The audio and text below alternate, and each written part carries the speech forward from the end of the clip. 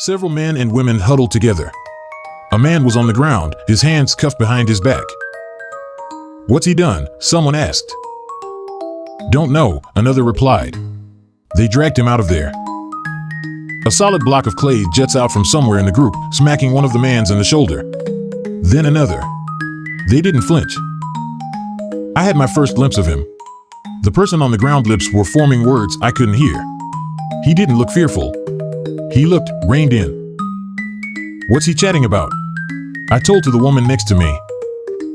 "Don't know. Doesn't sound like English," she affirmed.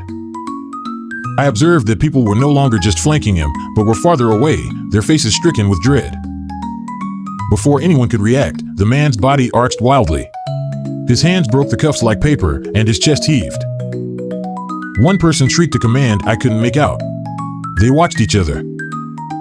The man dashed forward, but didn't use his paws. His body frayed, augments of pulp and muscle leaping forth like living ropes. They lashed at the person, cutting him to ribbons with unprecedented vigor. I know it's not over. Later, I saw his body.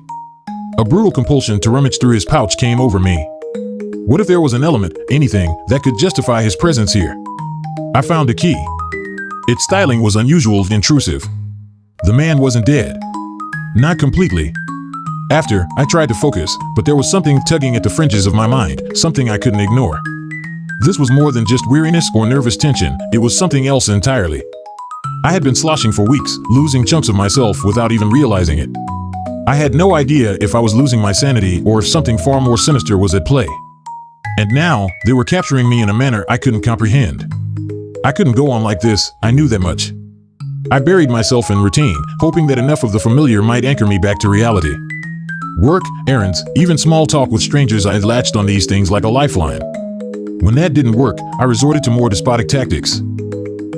I scoured the forums, looking for people who'd had a parallel experience, but the narratives I found only made affairs worse. People spoke of crossings of things beyond conception. Their words matched my own concerns, leaving me further destabilized than previously. I even went as far as visiting a therapist, although the mere act of entering the room is an admission of defeat.